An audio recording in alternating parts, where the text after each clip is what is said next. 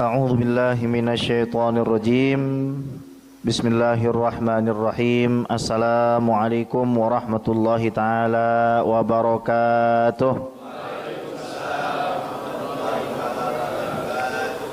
Alhamdulillah wassalatu wassalamu ala sayyidina Rasulillah sayyidina wa maulana Muhammad ibn Abdullah wa ala alihi wa sahbihi wa mawalah. Wala haula wala quwwata illa billah. Amma ba'du fa nawayna at-ta'allum wa ta'lim wal ifadah wal istifadah wan naf'a wal intifa' wal hatha 'ala tamassuki bi kitabillah wa sunnati Rasulillah ibtigha'an limardatillahi wa wajhil karim. Allahumma faqihna fid din wa 'allimna ta'wil waj'alna minal ladzina yastami'una al-qawla fayattabi'una ahsanah. Allahumma arinal haqqa haqqan warzuqna ittiba'ah wa arinal batila batila warzuqna ijtinabah wa adkhilna birahmatika fi ibadika salihin amin ya rabbal alamin. Hadirin wal hadirat jamaah Masjid As-Salam Kimia Farma Ciledug Permai yang saya cintai dan saya rindukan, alhamdulillah kita bisa majelis lagi ya, bisa majelisan lagi. Ini sebuah kenikmatan yang luar biasa yang Allah izinkan bagi diri kita, karena memang gak semua orang dikasih rezeki sholat maghrib berjamaah, gak dikasih rezeki sama keluarganya zikir berjamaah, nggak dikasih rejeki bisa majelis taklim pada sholat maghrib berjamaah. Jadi sekarang ini Allah sedang menumpah ruahkan rejeki yang banyak buat kita. Jadi jangan kita selalu mikirin rejeki itu bentuknya fulus, ya mafis fulus mamfus. Ya, jangan kita selalu mikirin ada fulus mulus, nggak ada fulus mampus, nggak gitu cara pikir kita. Alhamdulillah kita ini diizinkan oleh Allah Subhanahu wa taala maghrib udah jamaah dapat pahalanya gede, zikir berjamaah dapat pahalanya gede, habis itu kita silaturahim pahalanya gede, dengerin ilmu agama pahalanya juga gede. Alhamdulillah. Tempo dulu kita bahas ya, entah berapa tahun yang lalu, enggak ya, berapa bulan yang lalu lah. Ini saya minta maaf ya, karena sebenarnya kita ini di luar kota sudah lama gitu, karena kita di Banjarbaru yaitu Kalimantan Selatan sekitar 8 hari kurang lebih. 1 malam di Jakarta, langsung terbang pergi ke Sulawesi Selatan, ke Makassar, dan 2,5 jam perjalanan ke daerah namanya Baru. Nah di situ banyak sekali ternyata yang membutuhkan dakwah ahlu sunnah wal jamaah. Jadi saya minta maaf sebesar-besarnya. Alhamdulillah berkatnya Mas Andri kita bisa kembali silaturahim. Semoga Allah Subhanahu wa taala mengampuni dosa Bapak Ibu sekalian, mengangkat derajat Bapak Ibu sekalian, dan memberikan kehidupan yang barokah, kematian husnul khatimah. Amin ya rabbal alamin. Kita membahas tentang asas agama, bahwa agama kita punya asas 4. Yang pertama rukun Islam, yaitu ada 5. Yang kedua rukun iman, yaitu ada 6. Yang ketiga rukun ihsan, anta'budallaha ka'annaka tarahu fa illam takun tarahu fa innahu yaraka. Engkau menyembah Allah seakan-akan engkau mampu melihat Allah. Ini namanya maqamul musyahadah, yaitu orang-orang yang menyaksikan keagungan Allah setiap saat. Ini guru-guru kita, masyaikh-masyaikh kita, orang-orang zaman dulu seperti itu. Maqamnya namanya maqam musyahadah, terjemahnya adalah posisi penglihatan, posisi di mana seseorang betul-betul bisa menyaksikan. Bukan seperti kita dengar radio, bukan seperti kita nonton TV, tapi betul-betul menyaksikan keagungan Allah Subhanahu wa taala. Kira-kira kalau kita lagi takjub sama sesuatu, kanan kita ngomong, kiri kita ngomong, kita dengerin nggak? Nggak.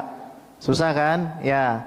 Maka keadaan orang yang paling sempurna adalah yang batinnya demikian, tapi kanan sama kirinya bisa dengar makhluk ngomong. Yang seperti itu hanya terjadi di kalangan para nabi dan para wali. Lahiriahnya pergi ke pasar, lahiriahnya berdagang, tapi batinnya tidak pernah terganggu dari beribadah kepada Allah. Kalau orang awam seperti kita, lahiriahnya ibadah, batinnya terganggu. Nah, makanya Nabi bilang, fa illam takun tarahu, kalau memang kamu belum sampai ke sana, fa innahu yaraka, ketahuilah dia selalu memperhatikan kamu. Ini yang dimaksud dengan maqamul muraqabah, merasa selalu diawasin. Ada orang sukanya maling, sukanya copet, tapi di kanan kirinya, depan belakangnya, atas bawahnya ada CCTV. Kira-kira berani nyopet nggak? Nggak berani. Kita memang belum sampai makom yang pertama, yaitu makomul musyahadah. Tapi paling tidak kita harus terus merasa diawasi oleh Allah Subhanahu wa taala. Ya. Yang keempat, rukun agama kita idraku fitaniz zaman. Mengerti dan mengetahui fitnah zaman. Tahu ada fitnah yang terjadi di lingkungan kita, di negeri kita, di masyarakat kita, itu rukun agama. Jadi nggak cukup orang tuh cuma syahadat, sholat, puasa, zakat, haji. Nggak cukup cuma iman kepada Allah, malaikat, kitab, rasul, qada qadar, kemudian hari akhir. Nggak cukup hanya melihat Allah di dalam setiap ibadahnya atau merasa diawasi, tapi harus ngerti keadaan masanya, fitnah zamannya. Itu tugasnya kita sebagai pewarisnya Rasulullah Shallallahu Alaihi Wasallam. Kalau kita cuma mencukupkan diri dengan iman dan Islam, kita akhirnya jadi orang yang egois. Meskipun semua itu adalah asas. Kita jadi orang, yang penting gua udah ngelakuin ini. Gue udah sholat, gue udah puasa, gue udah zakat, gue udah haji. Yang penting itu.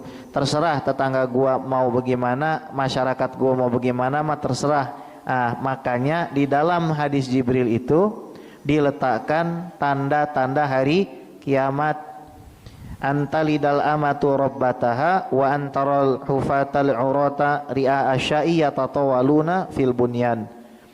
Engkau akan melihat orang-orang itu menjadikan orang tuanya sebagai budak, memperbudak orang tua.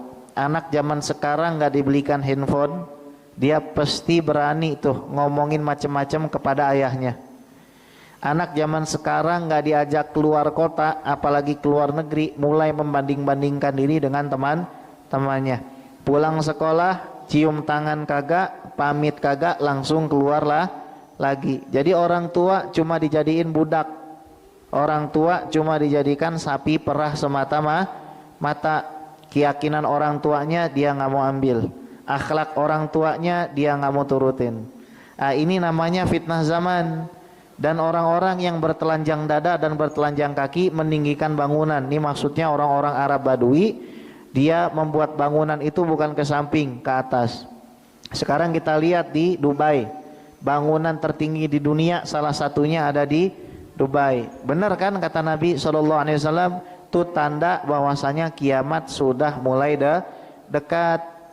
Artinya apa? Kita sebagai umat Rasul harus ngerti. Seperti misalkan Nabi Ibrahim alaihi salam. Nabi Ibrahim alaihi salam dari muda udah melihat ada yang nyimpang. Apa penyimpangan di zaman Nabi Ibrahim?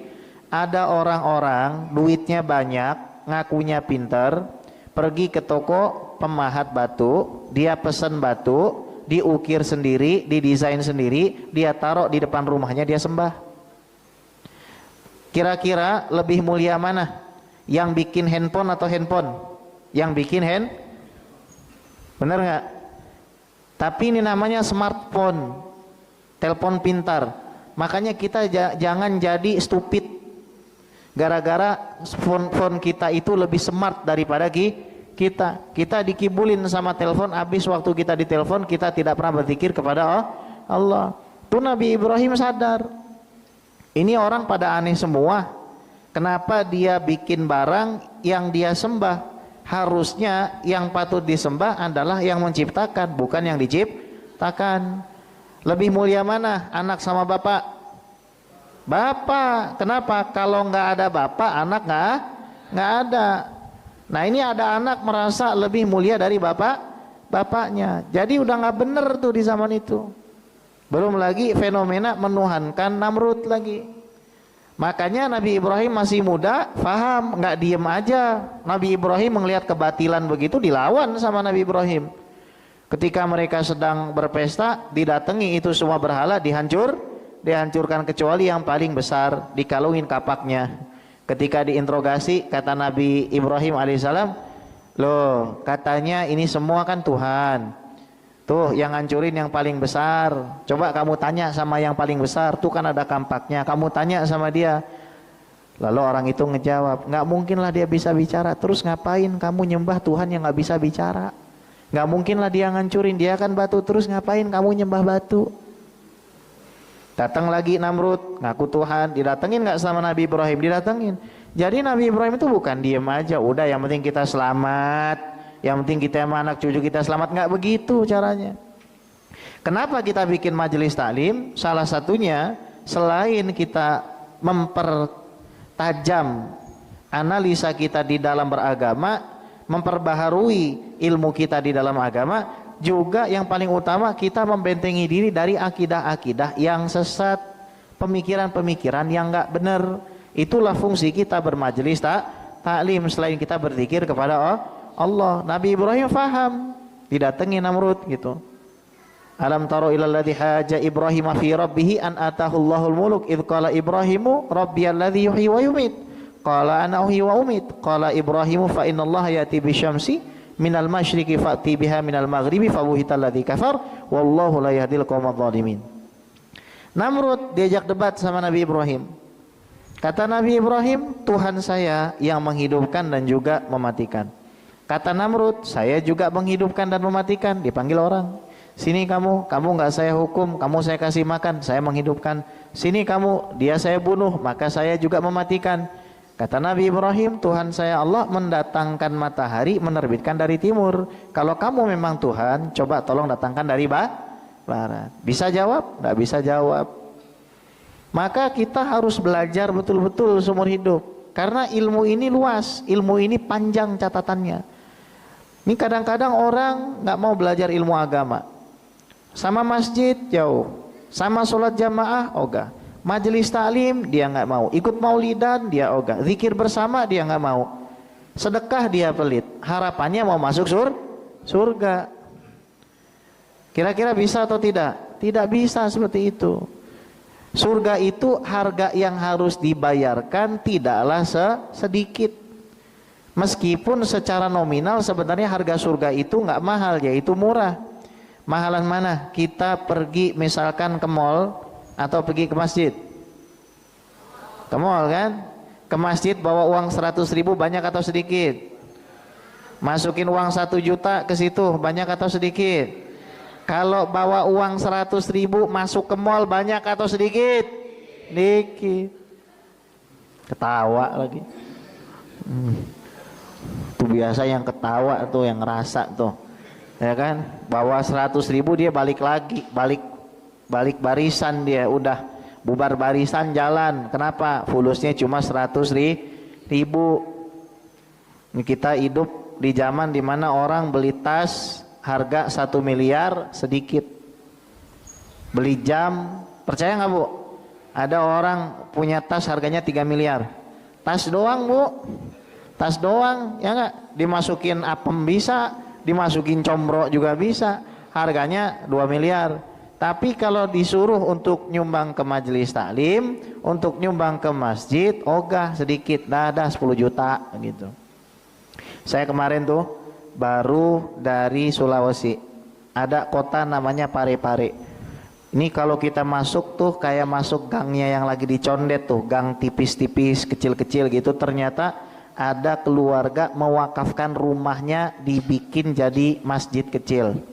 Karena yang harus kita benahi sebenarnya nih ya, istilah musola kalau menurut mazhab Imam Syafi'i, musola itu tanah lapang yang kita gunakan untuk sholat Idul Fitri, Idul Adha, khusuf dan istisqa, itu namanya musola.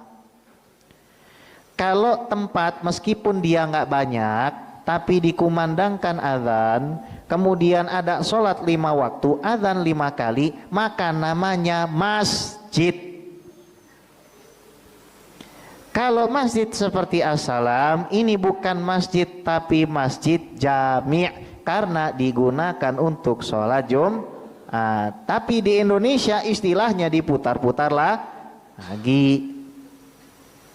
Maka ya saya bilang ini bukan musola, namanya masjid kecil. Kenapa? Karena azan 5 kali sehari, sholat 5 waktu didirikan 5 kali sehari. Syarat masjidnya udah, yang nggak mungkin adalah syarat Jumatnya. Misalkan masjidnya nggak cukup 40 orang.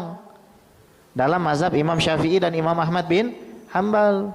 Kalau dalam mazhab Maliki sedikit banget orangnya tuh, 12. Mazhab Hanafi lebih dikit lagi, 4 orang bisa sholat Jumat.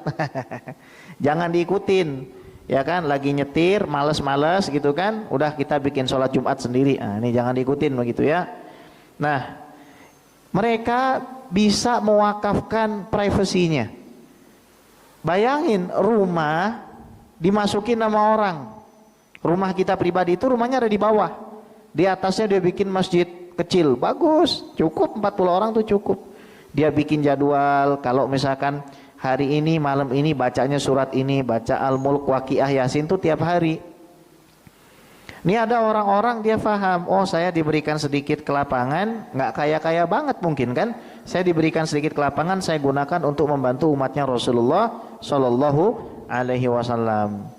Nah di sini kita mengambil pelajaran bahwasanya rukun agama ini bukan cuma 3, biasanya kan disampaikan cuma 3, tapi ada yang keempat, kita harus sadar terhadap keadaan yang terjadi di lingkungan kita. Nah, kitab At-Thariq Ilallah ini membicarakan tentang rukun yang ketiga, yaitu ihsan tadi, atau diistilahkan dengan ilmu tasawuf. Qala hafidhahullahu ta'ala wa ra'ah wa nafa'ana bihi wa bi'ulumihi fid dharain amin. Qala at-tasawufu, tasawuf ilmun, adalah sebuah ilmu, mabniun, yang dibangun alal kitabi, di atas Al-Quran, was sunnah, dan sunnah, wa ala ma amila bihi solihun. Asas ketiganya apa? Amal-amal orang soleh. Wajarrabuhu fi itoril kitabi wa sunnah, dan amal-amal yang diuji cobakan sesuai dengan pandangan, sesuai dengan arahan frame-nya Alkitab wa sunnah, Al-Quran dan sunnah. Contoh, baca Rotibul Atos. Rotibul Atos yang ditulis oleh Al-Habib Umar bin Abdurrahman Al-Atos, kalau dibaca 1 kali lebih afdol daripada punya pengawal 40. Afdol min arba'ina farisan. 40 pengawal itu kalah dengan baca Rotibul Atos 1 kali. Ini namanya apa? Mujarrobat. Mujarrobat artinya sesuatu yang dicoba, dieksperimenkan oleh para orang-orang soleh. Kalau baca Rotibul Atos 41 kali, uji cobanya menghasilkan hajat pasti kabul. Menghasilkan hajat pasti kabul. Ini ada cerita saya dapat dari Habib Muhammad Mahdi bin Syahab, Palembang. Jadi ada seorang Habib. Ini Habib ini mau poligami. Bukan Habib guys ya. Ya. Tapi saya sudah dapat lampu hijau dari yang di belakang sana, jadi nggak apa-apa lah ya. Nah, jadi begini hadirin ya. Jadi ini Habib ini istrinya kerasnya luar biasa.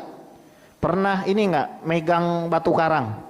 Nah, ini istrinya lebih keras lagi dari batu karang. Ya, batu karang hempas ombak tuh lama-lama dia terkikis. Nih istrinya nggak mungkin terkikis. Lalu nih Habib ini mengamalkan amalan tadi, baca Rotibul Atos 41 kali. Ketika sudah sampai ke 17 kali membacanya, tiba-tiba sang istri mendatanginya. Ngapain? Bawa foto perempuan-perempuan.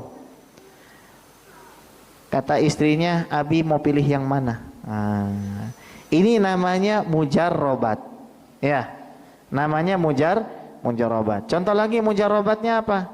Kalau kita baca surat Yasin dengan niat ingin supaya perut kita kenyang, maka Allah Subhanahu wa taala akan datangkan sesuatu yang membuat perut kita kenyang.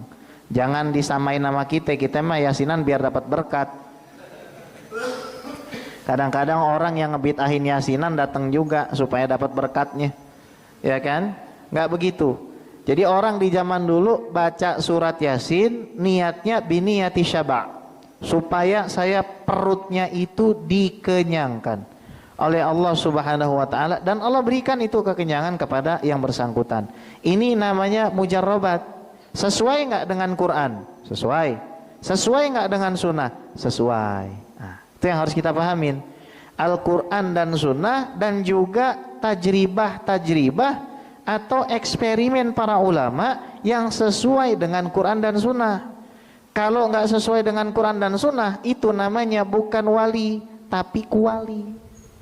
Dukun itu namanya. Ya, misalkan kalau kamu bermalam di makam ini, misalkan bermalam, terus kamu minta sama makamnya, kamu berikan sesajen, maka nanti kamu punya anak yang cantik, misalkan.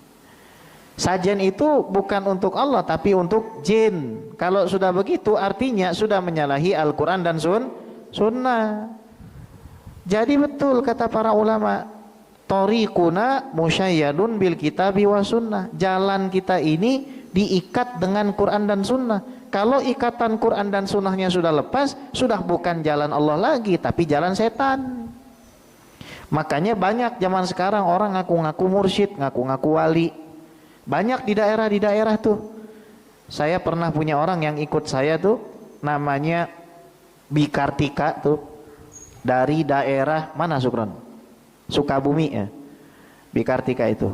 Di kampung-kampungnya tuh ada orang yang ngaku mursyid, ngaku dia dekat sekali dengan Allah, tiap hari ketemu Rasulullah, tapi kerjanya tiap bulan nagihin iuran. Apa bedanya sama rentenir kalau begini? Kalau kekasihnya Allah itu mereka tidak minta duit, tapi mereka memberi duit. Habib Muhammad Alatos Aceh tuh, munsib. Saya diceritakan oleh seorang yang langsung ngalamin nih. Dia punya kakak ikut sama Habib Muhammad di sebuah hotel. Kemudian nih orang nyuciin baju Habib. Nih orang nggak makan, nih orang nyuciin baju Habib. Ditanya sama Habib Muhammad Alatos tuh munsib. Kata Habib Muhammad, ente kenapa nyuci di sini? Kenapa ente nggak nyuci di hotel aja? Bib, kita nggak punya duit. Ente pikir anak miskin? Langsung dikeluarkan duit itu 2 plastik besar dikeluarkan itu. Nah ini bukan di Mas Kanjeng. Ya, kalau di Mas Kanjeng itu menggandakan uang. Kalau ini langsung min haitsu la yahtasib. Dan kita bisa lihat nih orang-orang yang sudah melakukan riyadhah seperti ini, mereka nggak punya sama sekali keinginan di dunia. Contoh Al-Imam Abdullah bin Alawi Al-Haddad. Kita bisa lihat bagaimana beliau cintanya dengan sholat. Sampai-sampai beliau itu kalau keluar dari rumah nggak mau ditegur orang kalau sudah waktunya azan. Kalau misalkan ada orang bicara-bicara di masjid, itu Imam Abdullah Al-Haddad paling nggak suka. Dan semua itu orang-orang di kampung tuh, di Al-Hawi itu, di pesisirannya Tarim itu tahu Imam Abdullah Al-Haddad itu kalau sudah mulai azan nggak boleh ada yang ganggu. Ngajak ngomong aja nggak mau. Dan nggak pernah mintain duit. Kerjanya orang datang ke rumah beliau minta makan sama beliau. Ini wali beneran. Ya, kalau kuwali kerjanya minta duit. Nah itulah bedanya wali Allah dengan wali setan. Jadi kita ini harus berhati-hati. Beb, tapi apakah wali Allah juga berdagang? Mereka berdagang. Al-Habib Abu Bakar bin Muhammad As-Segaf Gresik Beliau juga berdagang, jualan juga. Habib Muhammad Anis bin Alwi bin Ali Al-Habsyi Solo, yang nanti Habib Ali haulnya bulan depan kita peringatin tuh, itu juga beliau berdagang. Tapi waktunya sholat duhur beliau pergi ke masjid. Waktu asar rauhah baca, waktu asar rauhah baca apa? Sahih Bukhari. Ini waliullah.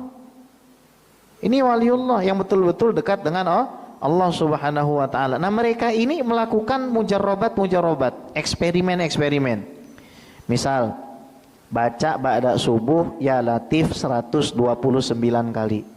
Itu bisa melembutkan hati kita dan hati orang yang ada di sekitar kita. Misal tajribah ya, mujarrobatnya baca ya Wadudu ya Allah 1000 kali sebelum masuk kampung. Karena ya Wadud ini artinya yang memiliki cinta, yang maha memiliki kasih, yaitu Allah Subhanahu wa ta'ala. Ya Wadudu ya Allah 1000 kali sebelum masuk ke salah satu misr atau amsor atau tempat, maka hati orang di tempat itu akan dilembutkan untuk kita. Ini mujarobatnya para ulama, percobaannya para ulama. Sesuai nggak dengan Quran? Sesuai. Sesuai nggak dengan sunnah? Sesuai. Lillahi tis'a wa tis'ina asman mi'ah ghairu wahid. Allah tuh punya 99 nama. Walillahil asmaul husna fad'uhu biha. Maka panggillah Allah, mintalah kepada Allah dengan asmaul husna. Misalkan ini mujarobat lagi para ulama. Kalau kita lagi pergi ke Alfamart, kalau kita lagi pergi ke Indomart, kalau kita lagi narik ATM, jangan main tarik doang. Baca ya Hanan, ya Manan, ya Fattah, ya Razak, ya Ghani, ya Mughni. Ya Hanan, ya Manan, ya Fattah, ya Razak, ya Ghani, ya Mughni. Ya Hanan yang maha pengasih, yang lembut, ya Manan yang kalau memberi itu tidak pandang bulu. Ya Hanan, ya Manan, ya Fattah, wahai Allah zat yang maha membuka segala pintu kebaikan. Ya Fattah, ya Razak yang maha memberikan rizki. Ya Ghani yang maha kaya. Ya Mughni yang maha memberikan kekayaan. Apakah pernah Rasul melakukan secara persis begini? Tidak. Tapi Rasul memberikan petunjuk untuk kita selalu berdoa kepada Allah menggunakan Asmaul Husna. Apa faedahnya? Nanti insya Allah kita akan lebih dikayain lagi itu. Udah kita coba itu model-model begitu. Makanya kalau kita lagi masukin ATM tuh ya Hanan, ya Manan, ya Fattah, ya Razak, ya Ghani, ya Mughni, bacanya begitu. Tiba-tiba di rekening ada yang transfer 50 juta. Amin, cepet banget tuh begitu ya. Amin ya Rabbal Alamin. Ya Bib, kalau misalkan saya udah baca tapi ternyata nggak ampuh buat diri saya, ya jangan salahin wiridnya, salahin kitanya. Kemudian yang kedua, paling tidak kita itu sudah memanggil nama Allah, dan memanggil nama Allah itu kan pahala. Kita berdoa kepada Allah itu kan artinya kita masih punya iman. Dan tidak semua orang dianugerahkan doa, tidak semua orang dianugerahkan pengharapan kepada Allah. Ini namanya mujarrobat. Tapi nggak semua orang percaya sama mujarrobat. Bib, kalau orang itu nggak percaya gimana? Ya nggak dosa juga, karena bukan Al-Quran dan Sunnah.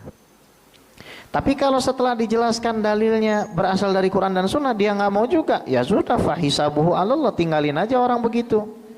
Contoh, kita diajarkan kalau hajat mau dikabulkan baca sholawat. Kita pengen mobil Alphard, kita liatin mobil Alphard, kita baca Allahumma sholli ala sayyidina Muhammad, dengan harapan dengan kita membaca sholawat kepada Rasulullah, Allah turunkan rahmat, Allah angkat kesedihan kita dan kabulkan hajat Di mana letak salahnya begitu? Kecuali narok misalkan lemper ayam bakar, ayam goreng ditaruh di depan rumah, ini untuk Ki Gendeng. Ki Gendeng itu nama apa? Nama jin. Ya. Dan wirid-wirid seperti ini, Rotibul Atos, Rotibul Haddad, Wirdul Latif, Hizbul Bahar Imam Syadzili, Hizbun Nasar Imam Syadzili, Hizbun Nasarnya Imam Al-Haddad, kemudian wirid Sakron Al-Habib Ali bin Abu Bakar As-Sakron, itu semua menjaga diri kita. Kalau kita tidak punya pegangan wirid, kita tidak tahu kita berhadapan dengan siapa, kena kita. Zaman sekarang orang tuh suka main sihir. Kita suka disihir. Kenapa? Karena kita itu tidak menjadikan zikir layaknya ikan menjadikan air. Ikan itu nggak bisa hidup kalau nggak ada air. Orang beriman harusnya nggak bisa hidup kalau tidak mengingat Allah. Karena yang kita hidupkan ini bukan cuma badan, nutrisinya bukan cuma makanan, tapi nutrisinya adalah nutrisi hati dan nutrisi jiwa. Ala bidzikrillahi tatmainnul qulub. Jujur loh saya sampaikan, lebih enak mana? Majelis taklim mengajar atau berzikir? Berzikir. Kita kalau sudah berzikir kepada Allah tuh tenang. Tapi kita punya kewajiban untuk naik tingkatannya. Gimana caranya kita bisa duduk di majelis taklim tapi hati tetap berzikir kepada Allah? Gimana caranya? Enak mana? Duduk sila, baca astagfirullah, ya Allah astagfirullah, baca wirdul latif, baca wirid sakron. Lebih enak mana dibandingkan kita pergi ke pasar? Lebih enak mana? Wiridan atau pergi ke pasar? Wiridan. Lebih enak duduk kita baca zikir. Tapi kita dikasih PR sama Allah, hidup di dunia ini untuk imaratul ardi, membangun peradaban. Supaya apa? Supaya kita ini menjalankan tugas sebagai khalifatullah di atas permukaan bumi. Karena kalau orang tuh suami misalkan, dia nikah, kupinang engkau dengan bismillah. Ucapan bismillah nggak bisa jadi mahar. Ucapan kita bismillah itu nggak bisa jadi mahar. Yang bisa jadi mahar kalau kita mengajarkan surat Al-Fatihah, itu bisa. Saya maharnya adalah mengajarkan surat Al-Baqarah, bisa. Saya maharnya adalah mengajarkan surat Ali Imran, bisa. Tapi kalau saya maharnya membaca Al-Fatihah misalnya, nggak bisa dijadikan mahar itu. Karena nggak ada harganya itu. Kalau mengajarkan baru ada harganya. Nah, ketika orang dijadikan suami oleh Allah Subhanahu wa taala, dia punya istri, punya anak, jangan sampai dia melalaikan zikir kepada Allah karena mengurusi kehidupan rumah tangganya. Jangan sampai dengan alasan dia mengingat Allah, dia melalaikan kehidupan rumah tangga. Jadi bagi kita ini yang masih bekerja, maka kita harus mempergunakan waktu sebaik-baiknya untuk berzikir. Contoh, baca wirdul latif sore. Baca wirdul latif sore itu ba'da asar. Wirdul latif kalau kita yang udah biasa baca, mungkin 7-8 menit selesai. 7-8 menit udah selesai itu wirdul latif kalau kita yang biasa baca, atau maksimal 10 menit. Tapi kadang-kadang kalau kita bareng dengan keluarga, kita talkin baca wirdul latif semua tuh mungkin bisa sampai 15-20 menit. Oh ya udah, saya harus ngajar misalkan di Asalam dari BSD jam 5. Oh berarti pada asar langsung tuh baca wirdul latif. Habis baca wirdul latif, baca waqiah. Habis baca waqiah, baca doa setelah baca waqiah. Itu semua ada di kitab Al-Khulasahnya Habib Umar bin Hafiz. Mulai dari zikir ba'da subuh, zikir waktu duha, kemudian zikir waktu sholat duhur, ba'da duhur ya, kemudian ba'da asar, kemudian maghrib, isya, malam hari, munajat, maulid, ada di situ semua. Nah, kita diperintahkan oleh Allah untuk bisa membagi waktu supaya kita jadi orang jangan mikirin dunia terus. Ini pelan-pelan sama-sama kita belajar. Gimana caranya biar Quran kita tetap khatam, pekerjaan kita lancar, sholawat kita dapat. Kalau sholawat kita susah, Bib, bagaimana? Baca Allahumma sholli ala sayyidina Muhammad wa ala ali sayyidina Muhammad masih berat, Bib. Ya udah baca sholawat malaikat Jibril aja. Sallallahu ala Muhammad. Saya ke Jambi tahun kemarin, ke satu pesantren yang mana dulu nih beliau ini bikin pesantren atas ilhamnya Kiai Lirboyo. Jadi diutus dari Lirboyo ke sana. Di penjara karena dianggap sebagai orang yang aneh-aneh lah pokoknya. Akhirnya beliau dikasih rejeki diwakafkan tanah 500 meter di samping jurang. Anda tahu nggak? Nih beliau nih menguruk tanah itu dengan tangan beliau sendiri. Diuruk tanahnya. Nggak pakai mesin, nggak pakai apa. Itu zaman dulu. Sekarang pesantrennya gede, Masya Allah luar biasa. Putra-putra beliau juga banyak yang jadi kiai. Apa amalannya? Amalan saya ini, Bib, salah satunya Allahumma sholli ala sayyidina Muhammad. Kalau tidak, sallallahu ala Muhammad 1000 kali dalam sehari. Itu tidak sampai 1 jam kita bisa tuntaskan lagi jalan. Sallallahu ala Muhammad, sallallahu ala Muhammad, sallallahu ala Muhammad, sallallahu ala Muhammad. Ini bukan hadis Nabi. Ini bukan ayat Quran, tapi ini sesuai dengan hadis Nabi dan ayat Quran, serta sudah diuji cobakan oleh orang-orang soleh. Kira-kira di sini ada yang sanggup nggak pergi ke tengah hutan buka pesantren? Orang yang sudah membuka pesantren di tengah hutan mengatakan, amalan yang membantu jalan saya supaya mudah adalah membaca sallallahu ala Muhammad sebanyak 1000 kali dalam 1 hari. Kira-kira kita boleh nggak ngamalin yang diamalin? Ya boleh. Melihat kepada apa? 1, orangnya soleh, orangnya tidak pernah melanggar kitab dan sunnah, tidak pernah melanggar Al-Quran dan sunnah, dan amalnya sesuai dengan Quran dan sunnah. Boleh diamalin. Misalkan minta amalan, Bib, anak punya kawan dulu orang Afghanistan.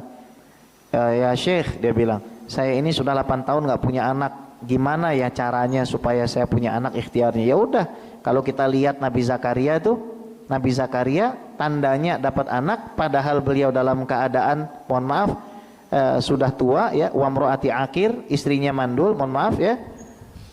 Tandanya apa? Qala ayatuka alla tukalliman nasa salasata ayamin illa rumza wadhkur rabbaka katsira wasabbihu bil ashiyyi wal ibkar.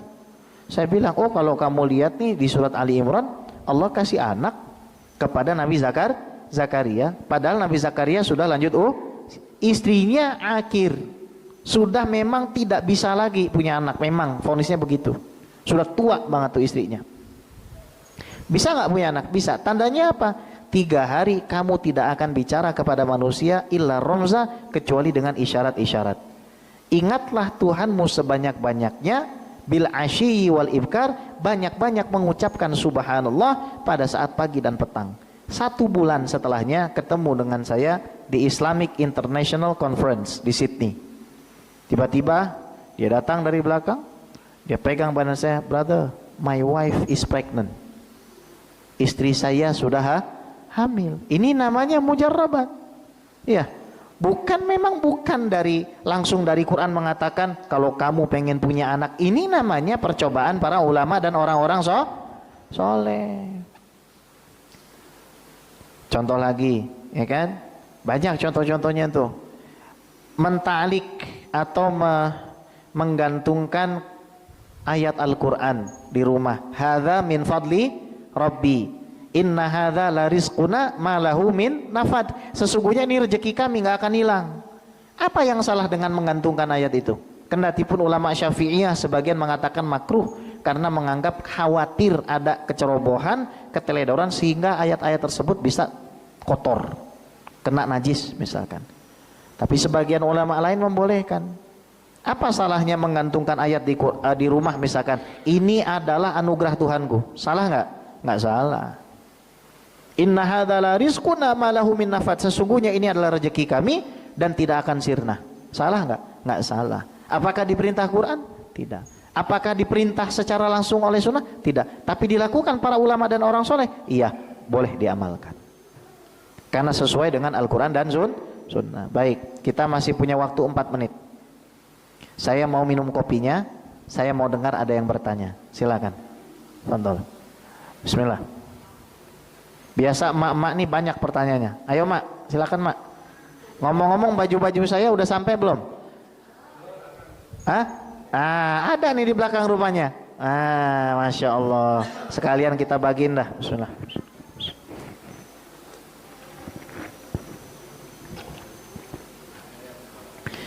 Kemarin sudah kita kirimkan ke Mas Andri 26 helai pakaian. Nanti insya Allah kita kirimkan lagi. Ya, kita kirimkan lagi nanti. Waalaikumsalam.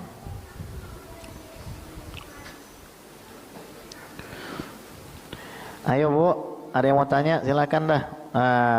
Ya, Masya Allah. Mau nggak? Oh iya nih ya. Ada di sini ada 26 ya, nanti silakan diminta aja sama Mas Andri. Silakan Pak.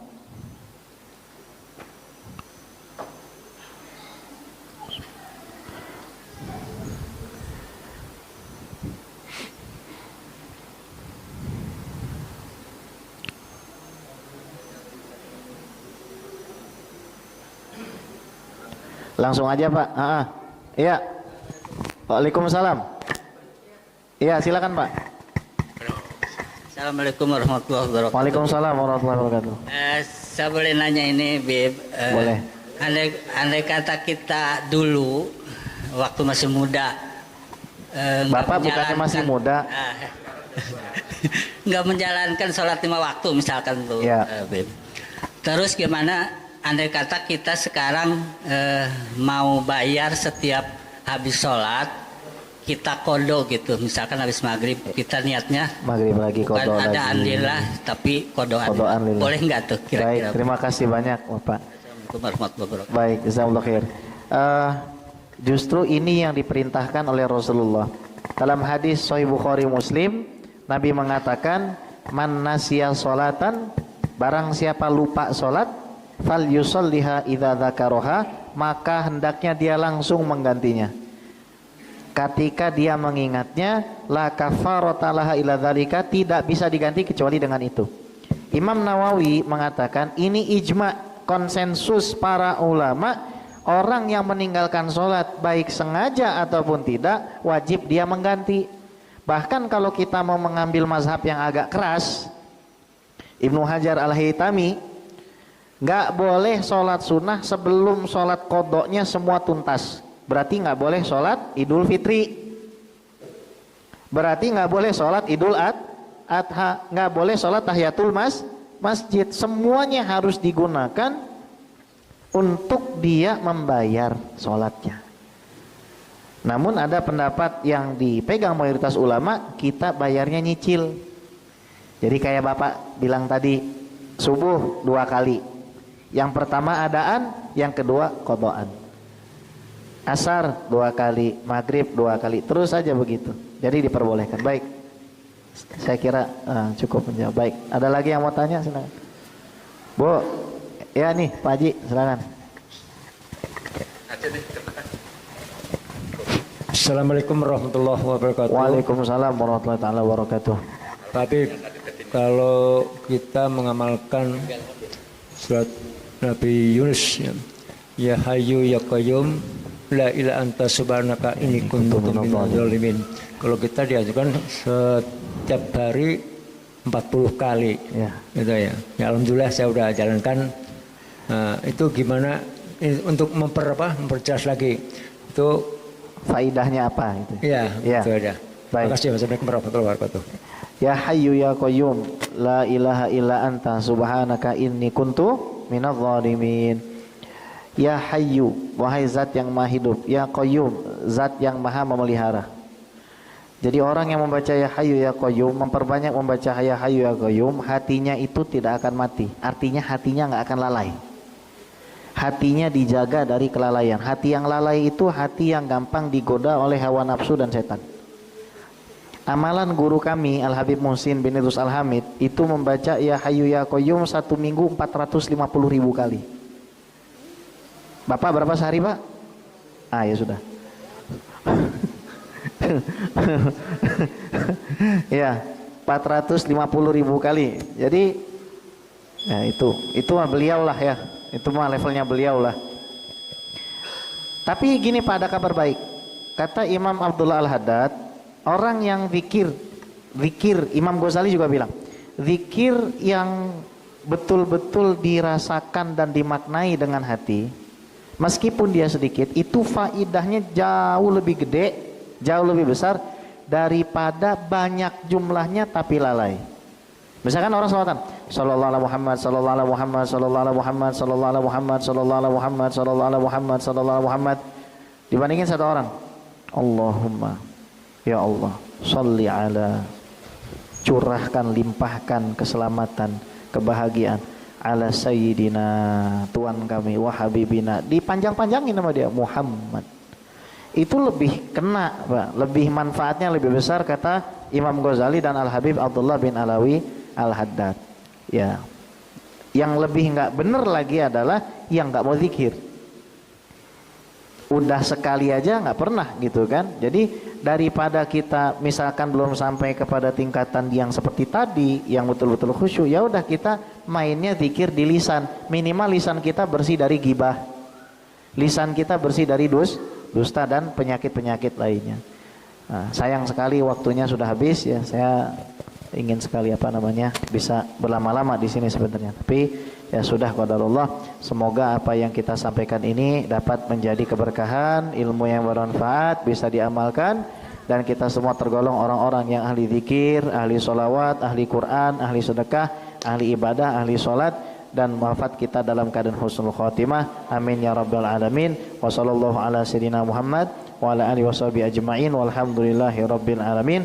Subhanakallahumma wa bihamdika asyhadu an la ilaha illa anta astaghfiruka wa atubu ilaik. Assalamualaikum warahmatullahi taala wabarakatuh.